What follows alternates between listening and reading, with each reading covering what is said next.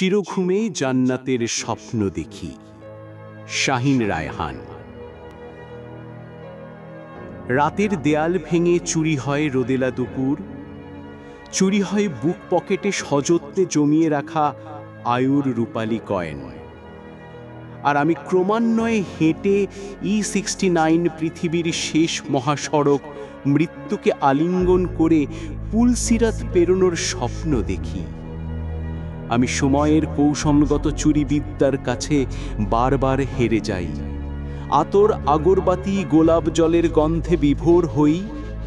কোনো এক শীত বা গ্রীষ্ম বাড়ির দক্ষিণ উঠোনে খাল ছোঁয়া শিরীষের ঘন ছায়ায় প্রথমে বাবা, তারপর মা, তারপর আমি সাদা কাফনের শুভ্রতায় পাশাপাশি শুয়ে চির ঘুমের স্বপ্ন দেখি।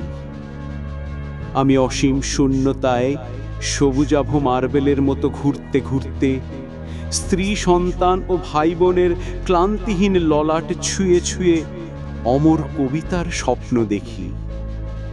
আমি বাবার কোমল জায়নামাজে, মায়ের সাদা তসবি দানায় আরশের ছায়া খুঁজি, স্বপ্ন দেখি জান্নাতের।